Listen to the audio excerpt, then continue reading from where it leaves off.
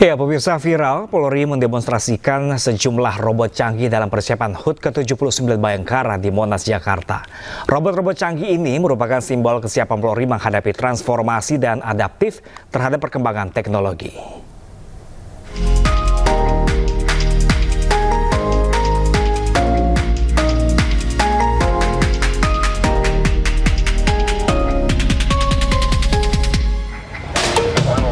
Kepolisian Negara Republik Indonesia akan meluncurkan robot baru pada hari ulang tahun ke-79 di Bayangkara Monas, Jakarta Pusat pada Selasa 1 Juli mendatang. Melalui media sosial Instagram, Polri mengunggah gambar robot super canggih yang akan membantu tugas para personelnya di lapangan. Unggahan itu pun menjadi viral karena mengundang perhatian dari warganet yang penasaran. Menurut Kepala Biro Penerangan Masyarakat Divisi Humas Polri Brigjen Pol Trunoyudo Wisnu Andiko, robot-robot canggih itu merupakan simbol kesiapan Polri menghadapi transformasi dan adaptif terhadap perkembangan teknologi dalam rangka meningkatkan perlindungan dan pelayanan kepada masyarakat.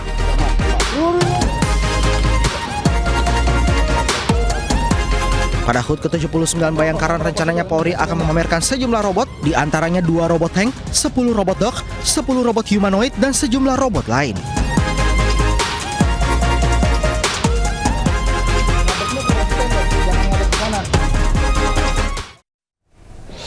Ya, pemirsa, jelang Hari Bayangkara 1 Juli mendatang, RS Bayangkara di seluruh Indonesia terus meningkatkan layanan kesehatan masyarakat. Menurut Ketua Harian Persatuan Rumah Sakit Bayangkara se-Indonesia, Kombes Pol Erwin Zainul Hakim, upaya meningkatkan layanan kesehatan masyarakat tidak hanya melalui penambahan sarana saja. Namun dibutuhkan juga rekonstruksi, regulasi unsur pimpinan rumah sakit dalam struktur organisasi. Hal tersebut dinilai akan memperkuat peran Rumah Sakit Bayangkara sebagai pelayan publik di bidang kesehatan secara profesional, khususnya menghadapi tantangan di era modern. Langkah ini juga menjadi bakti nyata Polri di bidang kesehatan menyambut Hari Bayangkara ke-79. Rekonstruksi regulasi unsur pimpinan ini, maka pengelolaan rumah sakit akan jauh lebih profesional, bisa menghadapi tantangan ke depan. Tantangan pembiayaan, tantangan layanan, tantangan perbaikan, sehingga pelayanan bagi masyarakat akan sangat maksimal, bisa mengcover semua pelayanan. Clinical good government akan diterapkan, sehingga akan jauh lebih efisien pengelolaan. Kita ke informasi lain, pemirsa. Presiden Prabowo menyambut hangat kedatangan Perdana Menteri Malaysia Anwar Ibrahim di Bandara Halim Perdana Kusuma, Jakarta pada Jumat siang. Keduanya berangkat menuju ke Istana Kepresidenan dalam satu mobil.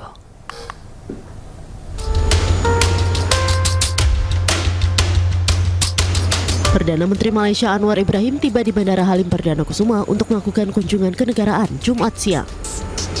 Saat turun dari pesawat, Anwar Ibrahim langsung disambut oleh Presiden Prabowo Subianto. Momen akrab keduanya terlihat pada pertemuan itu.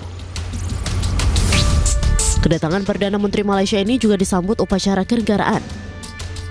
Kemudian keduanya berangkat menuju ke Istana Kepresidenan dalam satu mobil. Kunjungan Perdana Menteri Malaysia Anwar Ibrahim sebagai bentuk komitmen kedua negara untuk memperkuat hubungan bilateral yang telah lama terjalin. Tak hanya itu, kunjungan ini juga sebagai tanggapan atas kunjungan Presiden Prabowo ke Malaysia saat konferensi tingkat tinggi ASEAN ke-46 pada 26 hingga 27 Mei lalu. Pada kunjungan ini, kedua pemimpin membicarakan isu-isu bilateral, menindaklanjuti hasil dari KTT ASEAN, serta bertukar pandangan mengenai perkembangan regional dan isu-isu global. Kunjungan ini juga merupakan bagian dari persiapan konsultasi tahunan ke-13 antara Malaysia dan Indonesia yang dijadwalkan akan berlangsung akhir tahun ini. Dari Jakarta, Tim Liputan iNews melaporkan.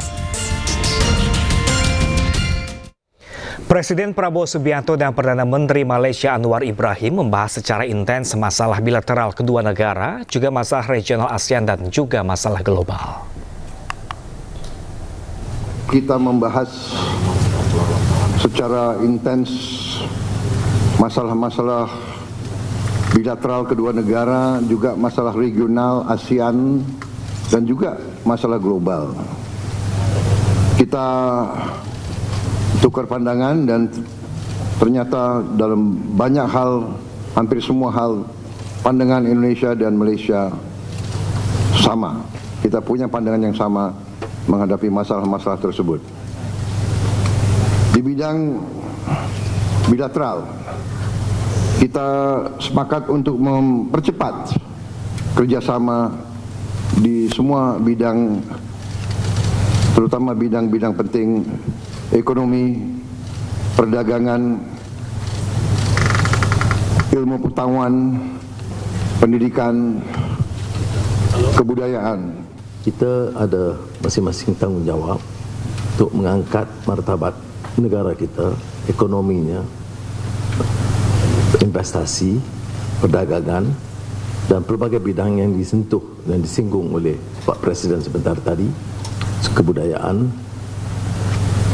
pendidikan, research atau penyidikan, dan semua bidang. Jadi itu arahan kita, instruksi masing-masing kepada rakan-rakan menteri dan officials adalah untuk menjadikan hubungan ini agak signifikan dan special. Hubungan ini boleh mendekatkan dan menyelesaikan semua isu-isu yang berbangkit, termasuk isu maritim, isu sempadan.